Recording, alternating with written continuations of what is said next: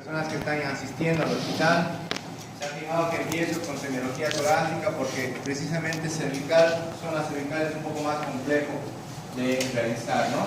En cuanto a la semiología, pues es igual que cualquier parte del cuerpo. Tenemos que realizar una inspección, una palpación, una percusión y una auscultación en la región del cuello. Para hacer este procedimiento, de preferencia, el paciente tiene que estar sentado para poder revisar tanto parte anterior como parte posterior. Al momento de evaluar la inspección, tengo que evaluar simetría, evaluar deformidades, presencia de masas y la descripción de la masa o de la alteración que encontremos. Lo vamos a hacer en base a los niveles ganglionares y en base a los triángulos cervicales, que son muy importantes que lo sepan, especialmente para su examen, y son un poco complejos de entender, así que les pido que pues, presten atención y lean del libro, porque todo esto está en el Michans, por si acaso, y mejor explicado. En cuanto a los niveles, entonces tengo el N1 al N8, y este es un poco para hacerles recuerdo acerca de lo que es patología oncológica. Cuando hablamos de cáncer, esto viene acompañado siempre de identificar cuáles son los niveles ganglionares afectados en cuanto al cáncer, y también viene acompañado de lo que es el vaciamiento ganglionar, las linfadenectomías. Entonces, para eso yo tengo que identificar cuáles son los niveles ganglionares, especialmente en patología de cabeza y cuello. Son fundamentales conocer estos niveles a la hora de hacer las disecciones. En cuanto a lo que son niveles ganglionares a nivel cervical, son 8, de los cuales el 7 y el 8 están dentro del mediastino, es por eso que no se los menciona mucho. El N1, como ustedes se fijan, son los niveles submentonianos. N2, N3 y N4 están en relación a la vena yugular, tercio superior N2, tercio medio N3, tercio inferior N4. ¿Dónde se encuentra la vena yugular interna? Por detrás del músculo esternocleidomastoideo. Entonces, para poder evaluar los paquetes ganglionares, yo tengo que hacer una rotación del paciente para poder ver el músculo y hacer una palpación por detrás del músculo para poder identificar estos niveles ganglionares. En el 5 se encuentra el nivel cervical posterior, y el N6, que es el nivel central, que es el retroesternal, el preesternal, y es uno de los niveles más importantes, y lo vamos a ver cuando hablemos de patología tiroidea. Entonces, fundamental que ustedes identifiquen esos niveles a la hora de hacer la revisión del paciente y evaluar la simetría durante la inspección. Durante la palpación, pues esta palpación tiene que ser bimanual, siempre una palpación comparativa, revisando estos niveles ganglionares y revisando cada uno de los triángulos cervicales, que lo vamos a mencionar de aquí a poco, y registrando la comparación tanto del lado derecho como del lado izquierdo, ¿no? Vamos a tener casos como las alteraciones a nivel de la carótida, los soplos de la carótida y algunas alteraciones vasculares en las que vamos a tener que hacer percusión y vamos a tener que hacer auscultación específicamente en estas partes vasculares, ¿no? A la hora de hacer la palpación cervical también es fundamental valorar la glándula tiroides, la cual está adosada a la tráquea, por tanto tiene movilidad. Lo que les decía, esa maniobra es para valorar los ganglios cervicales retroesternal, los que están detrás del esternocleidomastoideo. Para poder evaluar la glándula tiroidea, pido al paciente que haga una hiperextensión, identifico la manzana de Adán o el cartílago tiroides, y por debajo se encuentra la glándula. Entonces, a ese nivel voy a pedir que el paciente junte saliva y degluta para poder ver si hay movilidad o no de esta glándula. En algunos casos ustedes van a pedir que tome un vaso de agua, un sorbo de agua, para poder hacer esta maniobra.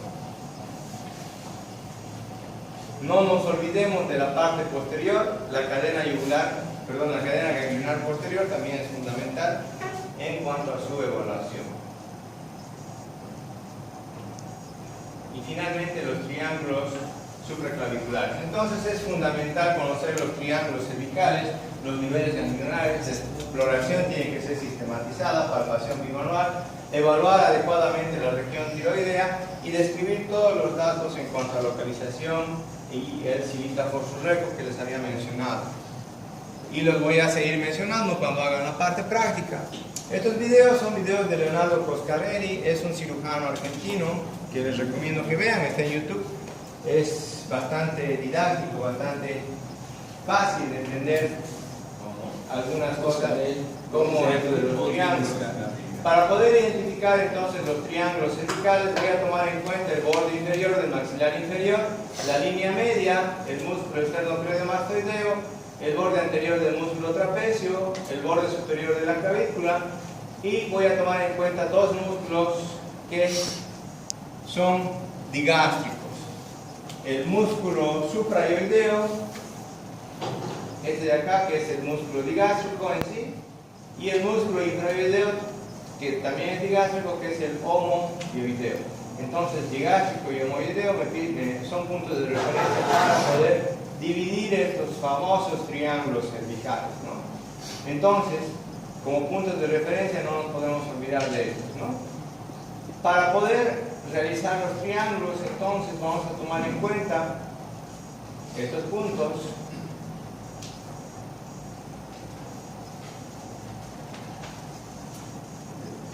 Donde vamos a poder evaluar el triángulo posterior, cuyas paredes van a ser el borde del músculo esternocleidomastoideo, el borde anterior del músculo trapecio y el hueso clavicular, también conocido como triángulo supraclavicular. En el caso de los triángulos centrales son el triángulo carotidio superior y carotidio inferior. El carotidio superior tiene como bordes el músculo digástrico en su vientre posterior, tiene el músculo homoyoideo en su vientre anterior y tiene el borde del esternocleidomastoideo. En el caso del triángulo carotidio inferior, tengo la línea media o el rafe medio, tengo el vientre anterior del músculo homoyoideo y tengo el esternocleidomastoideo.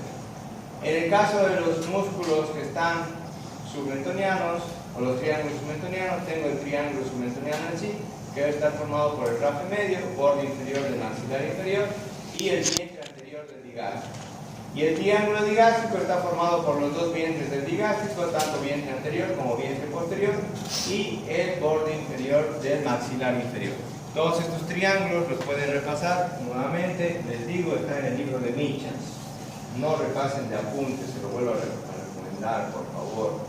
Cuando evalúen masas cervicales, vamos a tener la evaluación de la parte respiratoria, la parte digestiva y la parte de la cavidad oral.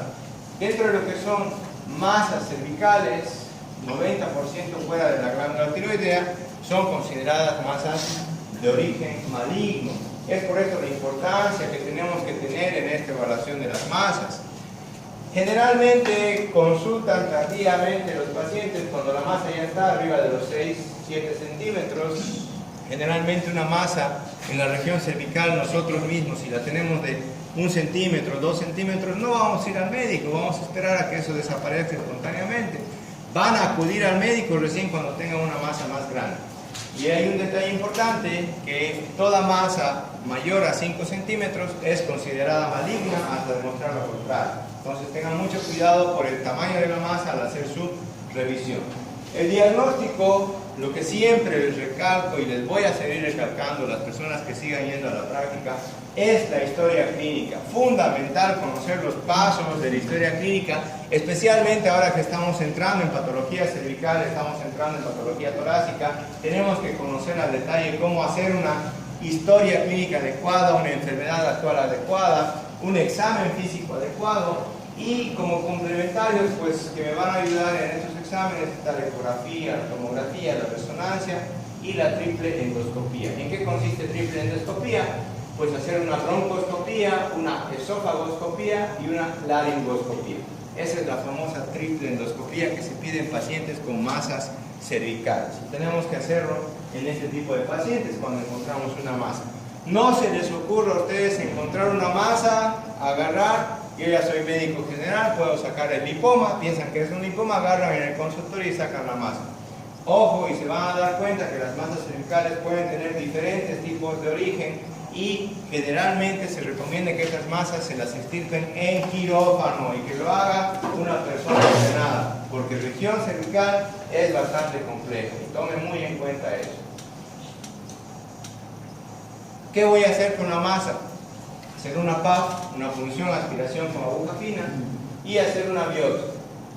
Esta mañana a los internos hago una biopsia y le digo colocar diagnóstico masa cervical, procedimiento biopsia. Pero doctor, biopsia es sacar un pedazo y usted no la sacó un pedazo, le ha sacado todo. Igual es una biopsia. Igual es una biopsia. Aunque le saque todo, estoy mandando la pieza a biopsia. ¿Y cuál es la diferencia? Cuando yo hago una PAF, una punción aspiración con aguja fina, la estoy haciendo con una aguja delgada, calibre 22, 23, que voy a tomar una muestra citológica para que me digan si esas células son benignas o malignas. En el caso de las biopsias, si yo ya utilizo una aguja más gruesa, estoy tomando un pedazo de tejido. A eso ya se conoce como biopsia cilíndrica. En el caso de hacer una biopsia incisional, de la masa que tengo, si saco un pedazo de la masa y mando al patólogo, esa es una biopsia incisional, porque estoy sacando solo un pedazo. Y si saco toda la masa, eso es una biopsia excisional. No se olviden para su examen. Biopsia excisional es cuando quito toda la masa y mando esta masa al patólogo, para que me pueda decir si es benigna o maligna. Hay una regla de los 7 en cuanto a masas cervicales, que si esta masa tiene un lapso de duración de una semana, 2 semanas, póngale hasta un mes como margen, hasta 2 máximo, pues generalmente el origen es inflamatorio. Vamos a tener un aumento de tamaño de una masa o de una adenopatía, de un ganglio, producto de un proceso inflamatorio que se encuentra en la región cervical, en los bronquios, en el intestino. Una amigdalitis, una bronquitis, una gastroenteritis, una colitis, cualquiera de estos procesos me puede dar un aumento de las masas cervicales. Entonces esto tienen que tomar en cuenta. Los procesos inflamatorios con un lapso de tiempo de duración corto me pueden dar un origen inflamatorio. Si la masa ya tiene una evolución más prolongada, de hasta 7 meses, pues ya hablamos de que es algo maligno. Y si tiene años de duración, pues es una masa congénita. En el caso de ser inflamatorio, el 90% de las masas en los niños son de origen inflamatorio. Las personas que tienen hijos, que son mamás, que son papás, pues saben de esto. Cuando tenemos una adenopatía cervical, el origen está en el proceso inflamatorio y se van a resolver espontáneamente. No voy a necesitar hacer biopsia, no voy a tomar muestra. Esa masa cervical desaparece cuando desaparece la inflamación. Y eso tienen que tomar en cuenta. Muchas veces viene la mamá, el papá preocupado con el niño que tiene las masas en la región cervical y sin embargo tiene una faringoamigdalitis que no la han tratado, tiene una ira que no la han podido tratar adecuadamente, ¿no? Entonces, si hay un proceso inflamatorio, voy a tener acompañado fiebre, dolor, tos, odinofagia o signos como rubor, calor, tumor, todo lo que es ventada de Virchow o tetrada de Sells, ¿verdad? ¿Para qué me sirven los triángulos cervicales? Pues para identificar las patologías más frecuentes en cada ubicación. Y esto lo tienen que tomar en cuenta para su examen. Yo siempre pregunto, dentro de lo que son los triángulos, entonces, el triángulo submentoniano que están viendo acá, el triángulo submentoniano es una zona donde frecuentemente vamos a tener masas producto de tumores del piso de la boca y del labio. Y también la probabilidad de tener una masa de origen congénito, como es el quiste dermoide. Entonces, además, en triángulo submentoniano puedo tener procesos inflamatorios como los abscesos submentonianos o lo que se conoce también como sepsis de cavidad oral, lo que es la angina de Ludwig.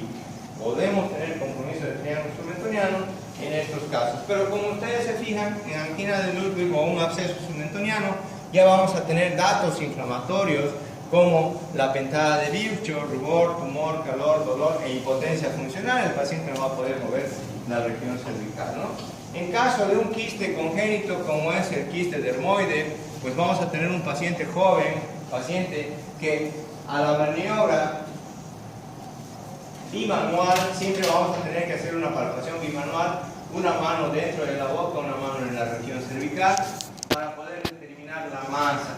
Lo vamos a ver con más detalle en la práctica, pero para poder evaluar masas, yo tengo un mnemotécnico que es el Sillita for Surreco, donde tengo que identificar la situación de la masa, en este caso triángulo submentoniano, los límites de la masa, identificar cuáles son las paredes de ese triángulo, indicar que está por debajo del borde del inferior del maxilar inferior, línea media, vientre anterior del digástrico. De esa manera tengo que ubicar mis planos topográficos. Además, el tamaño, si es de 1 centímetro, si es de 2 centímetros, qué forma tiene esa masa, si es redondeada, si es ovoidea, después la superficie, si es rugosa, si es lisa. Además, tengo que evaluar en cuanto al Sillita for Surreco la relación a planos profundos, si esa masa es móvil o si esa masa es adherida a planos profundos, y la consistencia, si es blanda o si es dura. En este caso de quistes dermoides, más adelante cuando veamos masas de glándulas salivales, vamos a ver que hay un diagnóstico diferencial específico para este tipo de quiste dermoide que se encuentra en relación al triángulo submentoniano y al piso de la boca. Entonces, una vez que identificamos estas masas, pues son quirúrgicas, se las extirpa generalmente por piso de la boca y mandamos la pieza a patología. En el caso del triángulo digástrico, pues la presencia de lesiones en este triángulo van a estar en relación con adenopatías que van a venir de cara y pabellón auricular, de tumores de cavidad oral como el tumor del trígono retromolar, de tumores de glándulas sublinguales, de glándulas salivales, y entre estas pues la parótida y la submaxilar son las dos glándulas que se encuentran a ese nivel en triángulo digástrico, ¿verdad? ¿Cuántas glándulas salivales tenemos? 3. Submaxilar, Mal. Mal. Ah, las salivales. Sublingual. Tenemos glándulas salivales mayores y menores, ¿verdad? Glándulas salivales mayores, tenemos la parótida, una. Del lado derecho, del lado izquierdo, son 2, ¿verdad? La submaxilar, 2. Y las sublinguales son 4. Entonces tenemos 2, 4, 8. 8 glándulas mayores. ¿Y cuántas glándulas menores tenemos? Anatomía, chicos. Esa es pura anatomía. 1000 glándulas menores. Tenemos 1000 glándulas menores.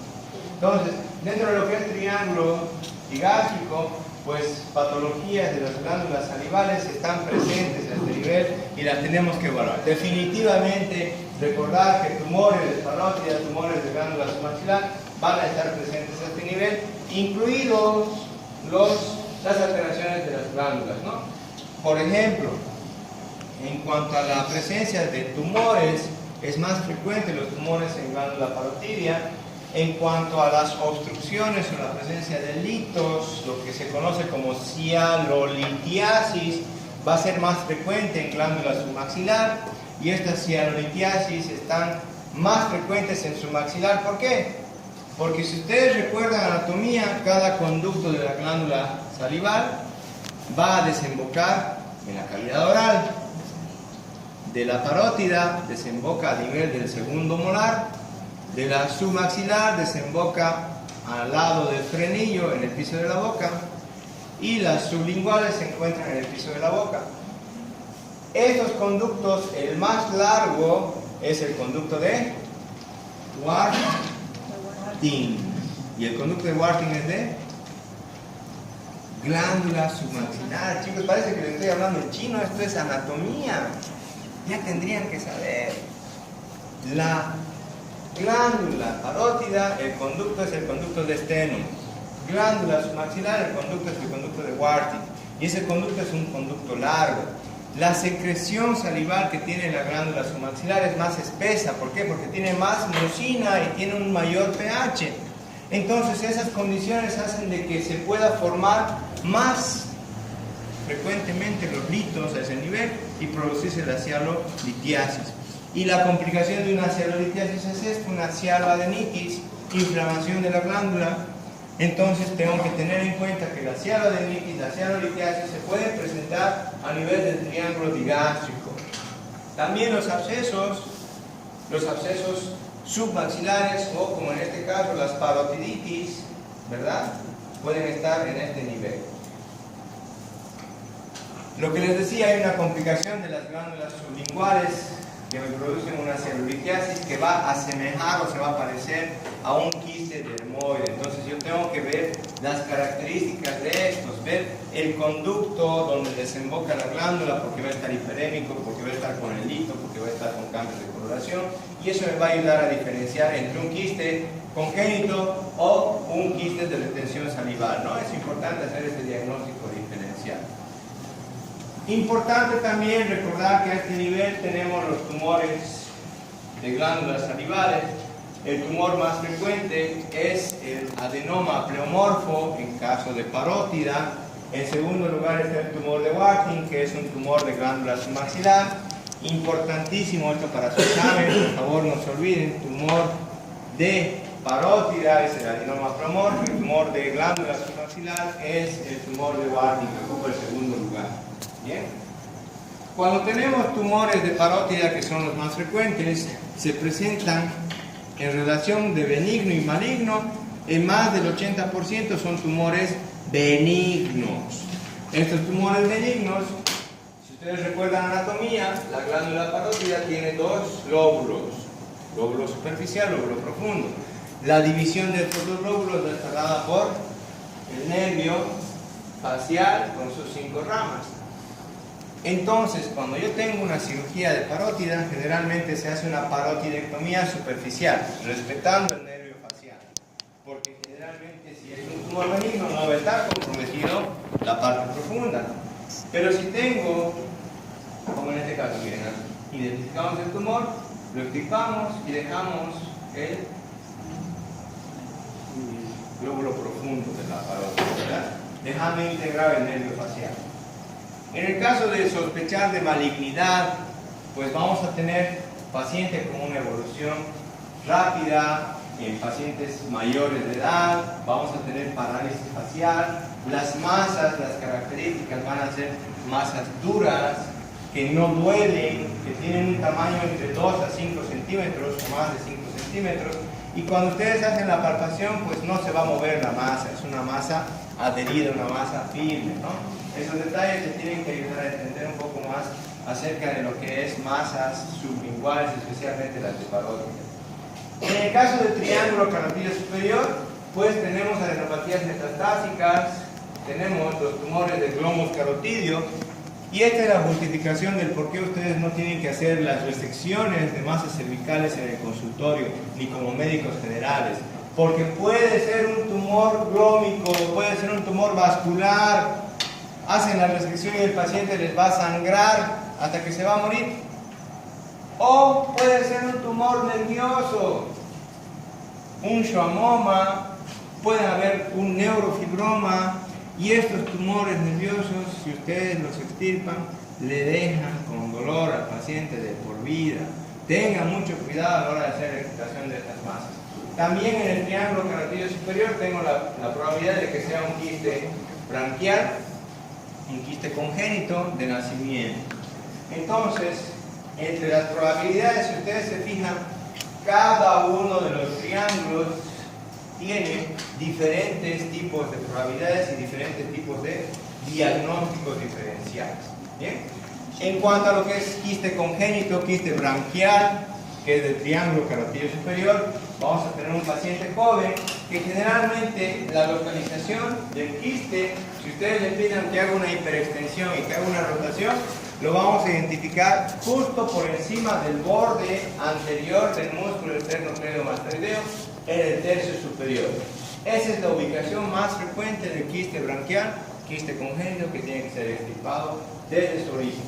Ojo, cuando ustedes resequen quistes congénitos, también tienen que tener en cuenta que ese quiste, por ser congénito, va a tener un conducto. Y si yo no hago una adecuada ligadura del conducto, voy a dejar a este paciente con una fístula de por vida. Y la resección y tratamiento de las fístulas son mucho más complejos. Entonces, nuevamente les digo, no se metan a hacer cirugías o resecciones de masas cervicales porque son bastante complejas. En el caso del triángulo carotidio superior, tenemos la probabilidad de tener un glomus carotidio, el tumor del glomus. Ustedes cuando hagan la palpación, hacen la maniobra bimanual, una mano por dentro, una mano por otra por fuera, y esta masa va a tener latido. En algunos casos estas masas también se acompañan de sombra. Obviamente, el gol estándar, mi examen de oro para identificar un tumor de glomus es una tomografía dinámica acompañada de una arteriografía, ¿no? Ni siquiera los cirujanos estamos recomendados de hacer este tipo de cirugía. A la hora de hacer una resección del tumor glómico, pues de preferencia lo tiene que hacer un cirujano vascular, porque si ustedes se acuerdan de anatomía, el glomus se encuentra a nivel de la bifurcación de la carótida.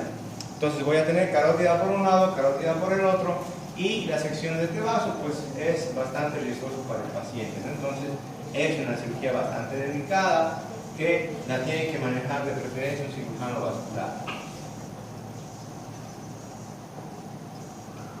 respetando la arteria carótida.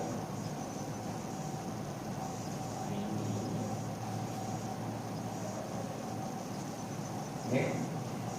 En el caso de los triángulos centrales, el triángulo carotidio inferior es un triángulo que también vamos a tener un quiste congénito que se encuentra próximo al hueso ioides, que es el quiste tirogloso, tal vez uno de los quistes más frecuentes que vamos a poder ver en la región cervical, y lo vamos a ver con más detalle cuando hablemos de patología tiroidea, porque es uno de los principales diagnósticos diferenciales. También, obviamente, hablar de triángulo carotidio inferior involucra tumores tiroideos, también procesos inflamatorios como la tiroiditis, tumores tiroideos benignos, malignos, que lo vamos a ver con más detalle en la siguiente clase, tumores nerviosos como schwannoma y otro tipo de tumores nerviosos, schwannoma. Este, por ejemplo, es un quiste tirogloso que, si ustedes recuerdan en biología, vamos a tener durante la etapa embrionaria la glándula tiroides pegada a la lengua, y durante la gestación, durante el proceso embrionario, se desprenden y se separan lengua y glándula tiroidea formando un conducto, el conducto tirogloso, y alrededor de las 9 semanas ya pues vamos a poder tener la separación de estos dos. Generalmente, cuando hay una persistencia del conducto tirogloso, se forman los quistes tiroglosos, y por tanto voy a tener un conducto que, si yo no ligo adecuadamente, igual puedo tener la probabilidad de dejar con una fístula a este paciente, ¿no? En el caso de los triángulos posteriores, del triángulo posterior específicamente,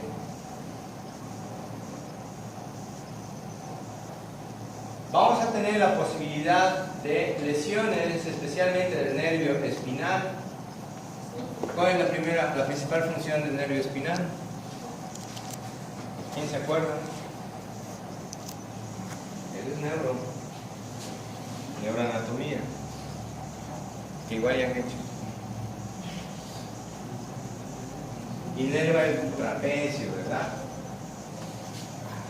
¿Qué alteraciones puedo tener? Puedo tener también alteraciones congénitas como el linfangioma quístico, y hay la posibilidad de tener una masa ganglionar, una neuropatía supraclavicular, que generalmente es del lado izquierdo, que se conoce como ganglio de Virchow.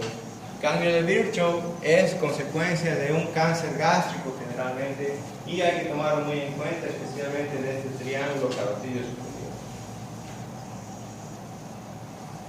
Entonces, hay una ley para todas estas masas y todos estos triángulos, que es la ley de Skandalakis, que va a hacer una división en cuanto a la probabilidad de que una masa sea maligna, sea congénita y sea benigna, ¿no? ¿De qué se trata todo esto? Pues, si nosotros tenemos una masa cervical, la probabilidad de que esta masa sea congénita es del 20%. El 80% son masas adquiridas. En cuanto a lo congénito, pues acá menciona el dermoide, el branquial, pero también tengo el tirogloso y tengo el infangioma quístico, ¿no? En cuanto a los adquiridos, que son el 80%, de este 80% de masas adquiridas, 80% son masas malignas. Y esto entienda muy bien, solo el 20% son considerados benignos. Y esto se los recomiendo, por favor. El año pasado yo tuve la experiencia con un interno que apenas salió del internado, se puso a hacer una cirugía de estas pensando que era un simple lipoma y le salió un neurofibroma. Se metió un semejante lío el interno. Entonces ustedes tengan cuidado, les repito, la probabilidad de que sea un lipoma en región cervical es muy baja, 20%. La mayor probabilidad es de que sea una masa maligna, más del 80%. De estas masas malignas, 20% son primarios y 80% metástasis. ¿Qué entienden por primario? ¿A qué me refiero al decir tumor primario? ¿Y a qué me refiero al decir tumor metastásico? Primário.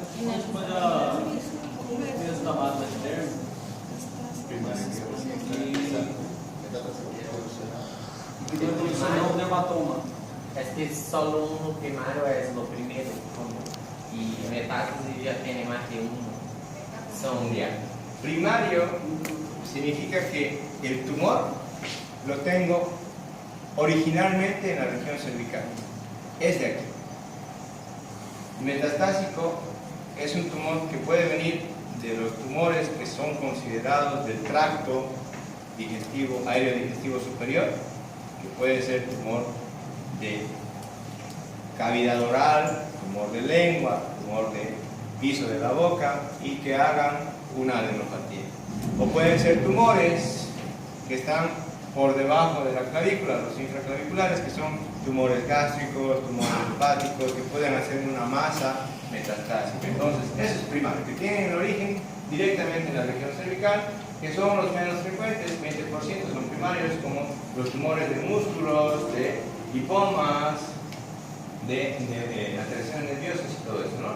Lo que les decía, dentro de lo que es metástasis, 20% son infraclaviculares y 80% son supraclaviculares.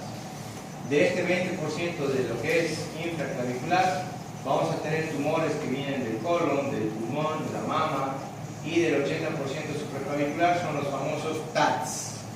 No se olviden para su examen, les puedo preguntar qué son TATs. Los TATs son tumores del tracto aéreo digestivo superior. Eso es TATs, está ahí. Después no vayan a quejarse de que el doctor